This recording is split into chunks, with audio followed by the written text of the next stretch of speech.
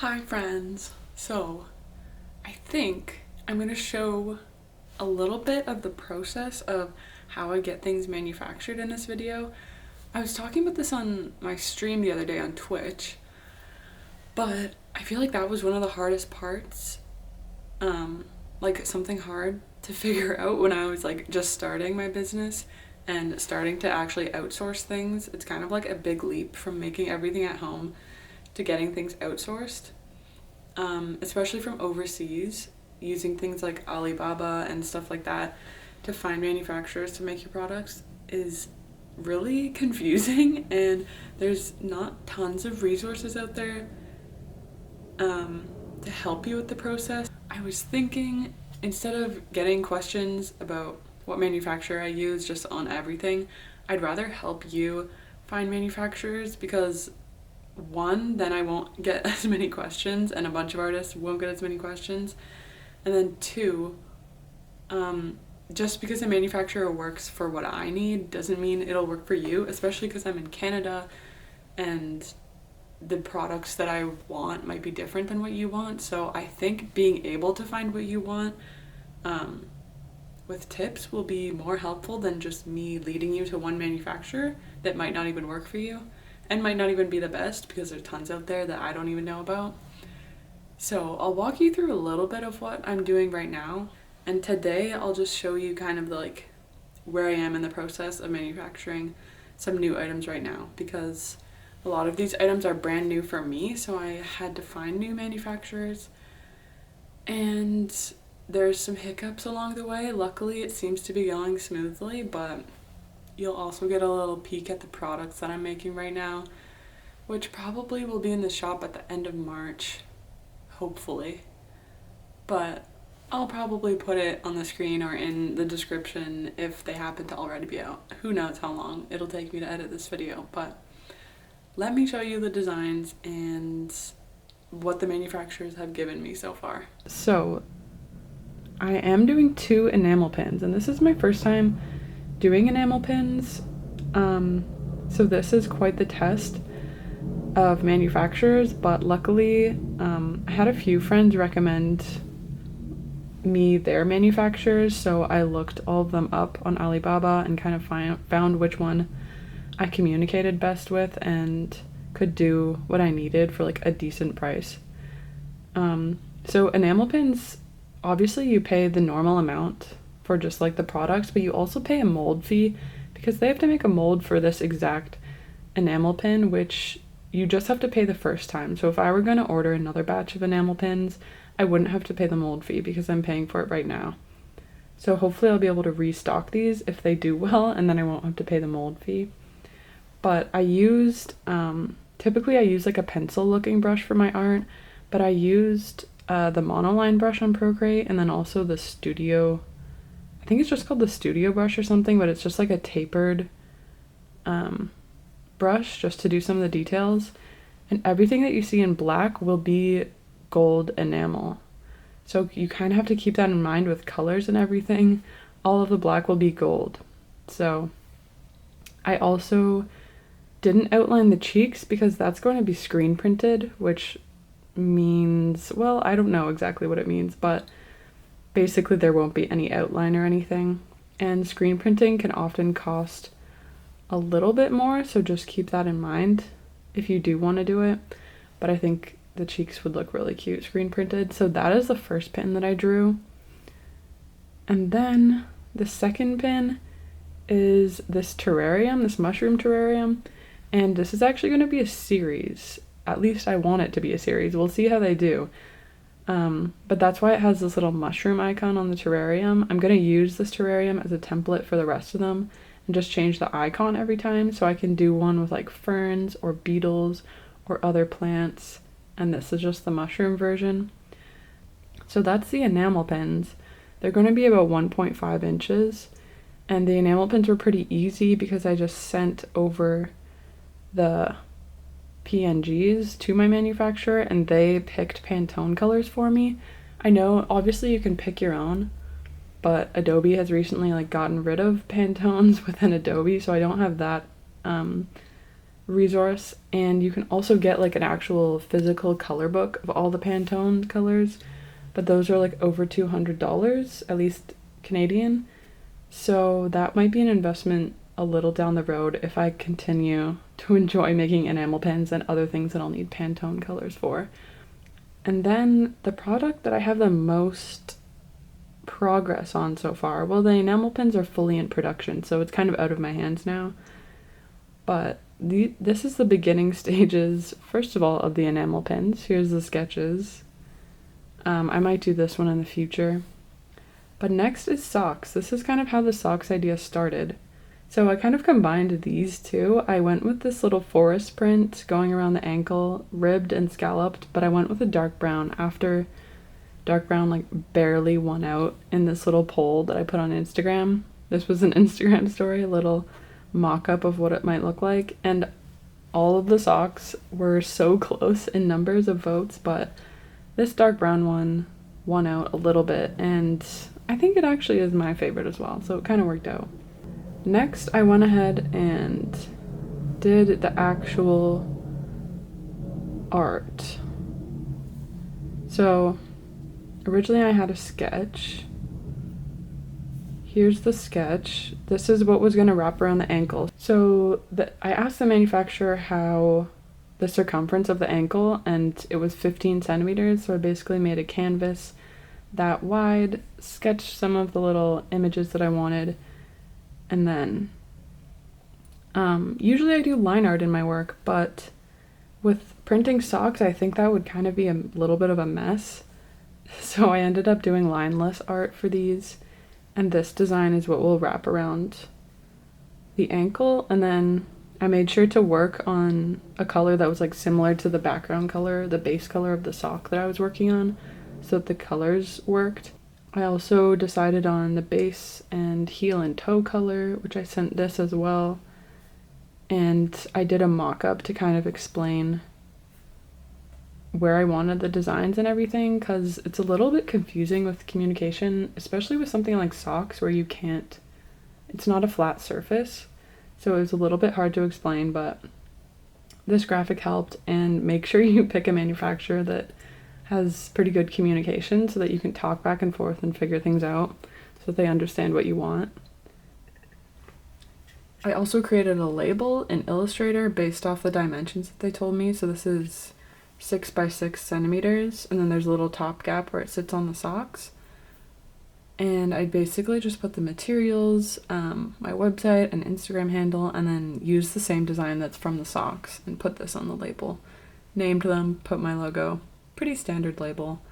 This is the first sample photo that I got. And It's actually pretty good right off the bat. I was very happy with this.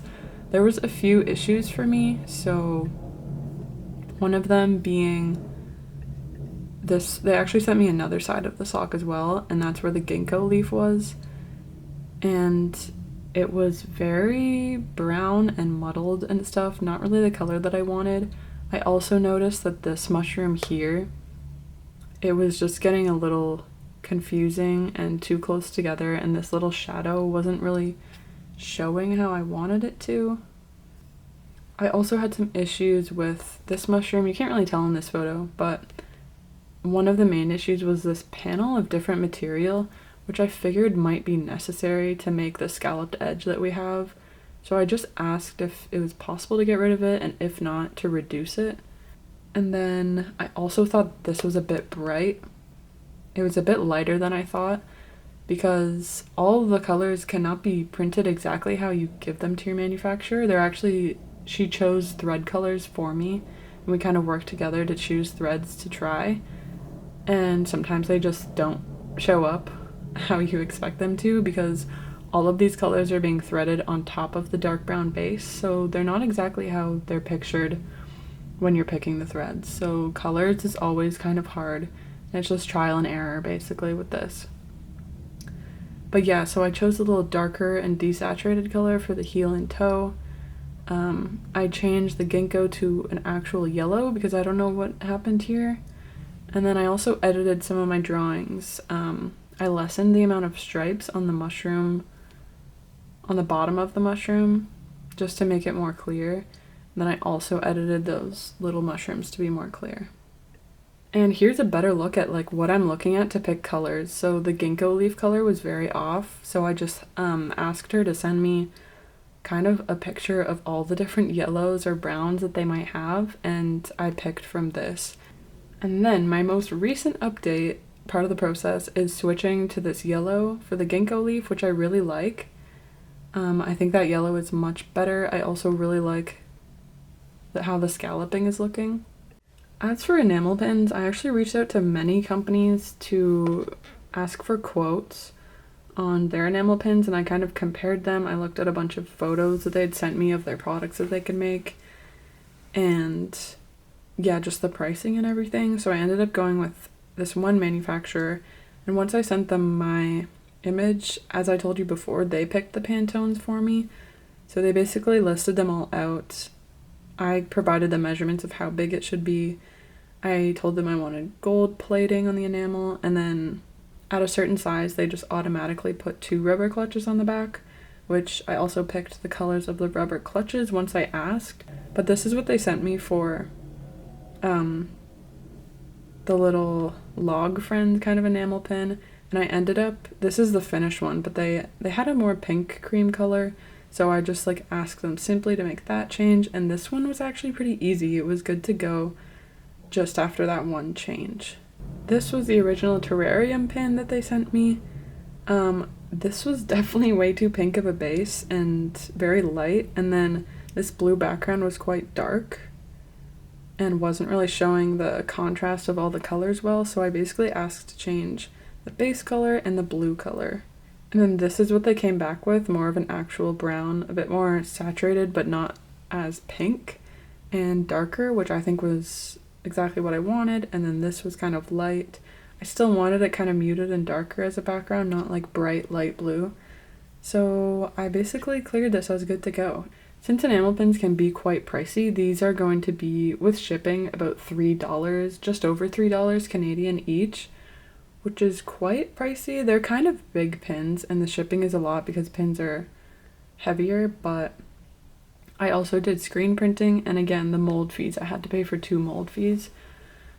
But since it was such a big cost for me, and this is my first time working with this manufacturer and even making enamel pins in general, I actually asked to pay half up front and then half when I see a photo of the finished pins. So I think that's a pretty common thing to do, and I definitely recommend it for those bigger purchases or things that you're not familiar with, because you don't want to pay up front and then they're saying later that they're not willing to change anything or help you if you get like a train wreck of a situation where the pin looks terrible and you're not willing to buy it.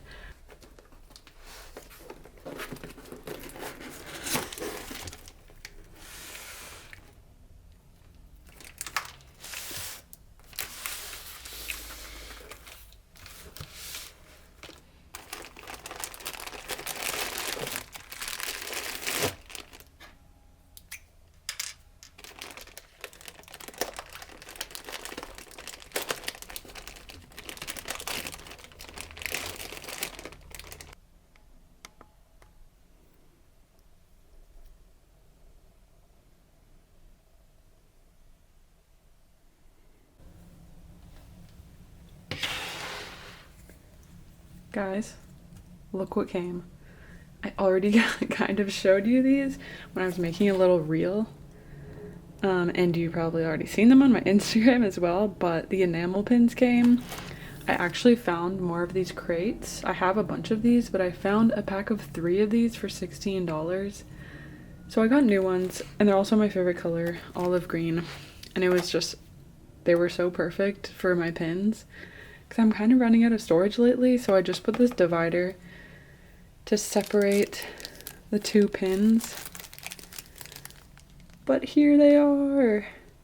These are my first enamel pins that I've ever made, and they came out so perfectly, and I'm so happy because I've seen a lot of like horror stories of pins coming out like so different and the colors just being very different from what was like wanted or ordered.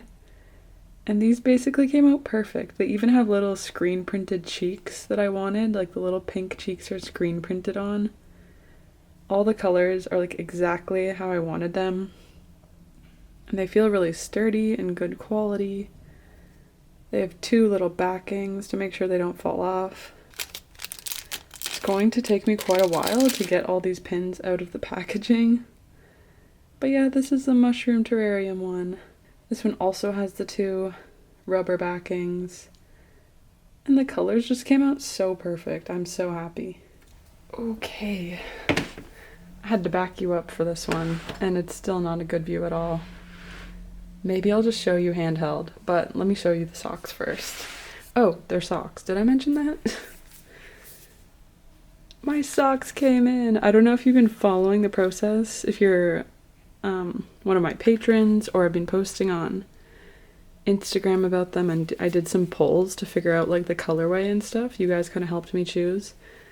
But the socks are here, and the labels that I designed turned out so cute. They're just these little foresty socks. Let me go get my pair so you can see them unpackaged.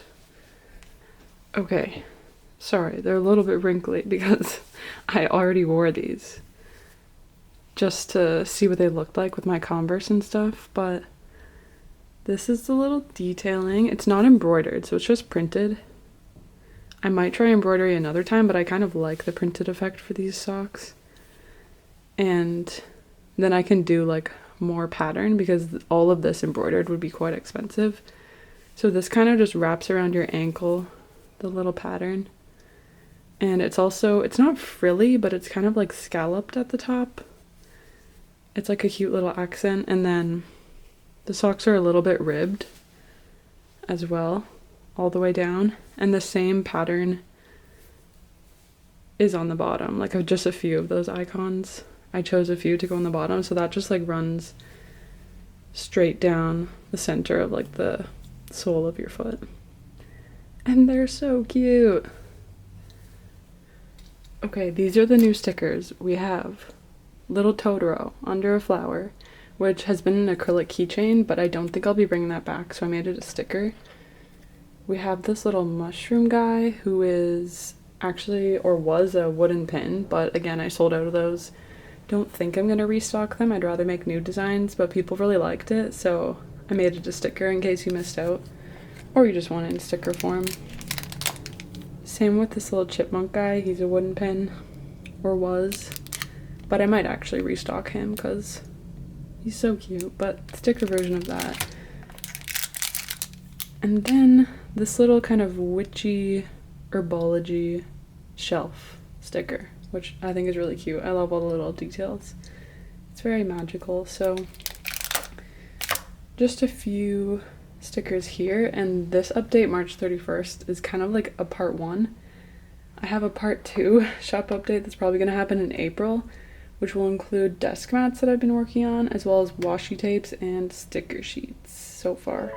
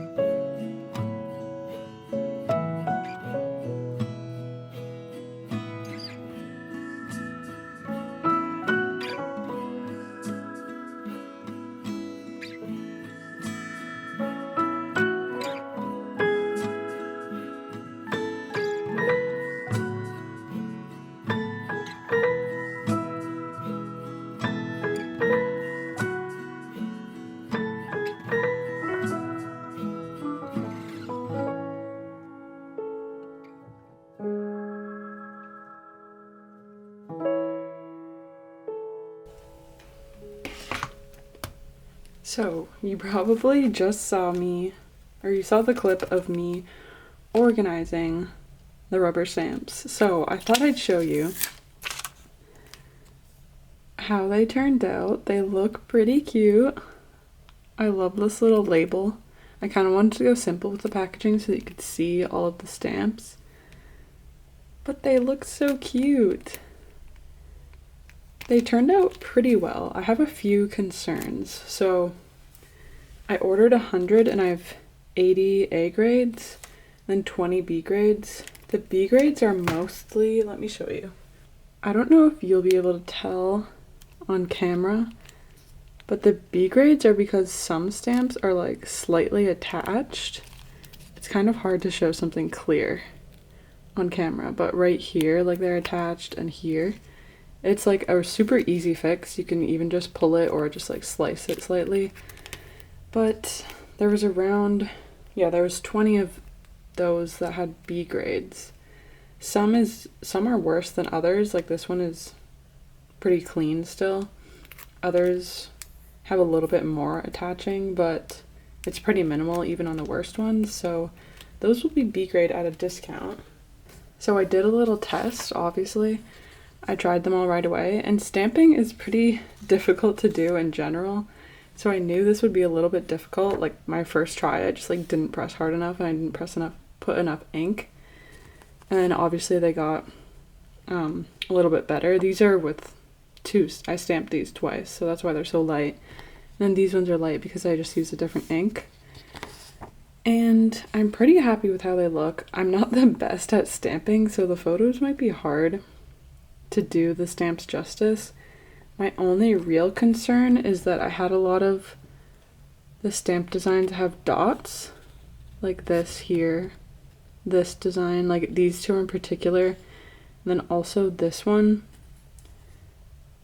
which basically any that had dots, the dots aren't the best. Like, I don't know, sometimes they show up better than other times. It gets a little more finicky with like how you stamp and how hard you press and everything. So that's definitely a lesson learned, and I might be pricing these lower than I originally planned to just because of that, because there's a few designs that have dots.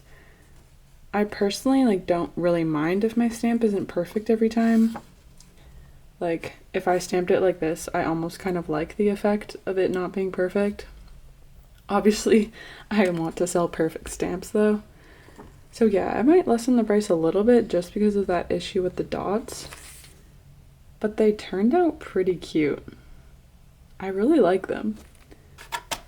The pin cards came.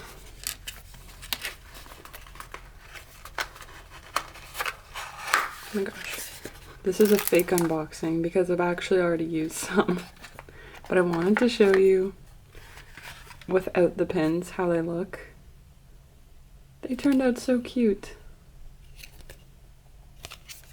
And then this is for the little log pin.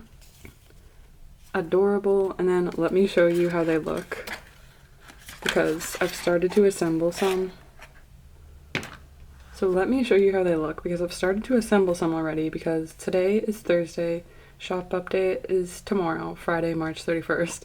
So I've packed about not even half of each kind of pin. So I still have over like about double what you see here to like pack, but you'll probably see that in this video as well. Look at how nice they look. I'm so excited about the pin backs. They make them, or the backing cards, they make them look like so professional. Like I could actually picture this like in a shop, which I hope to actually have happen because I'm trying to work out wholesale right now. And then these little buddies are just like, the log is sitting in the grass and this like perfectly arches over them.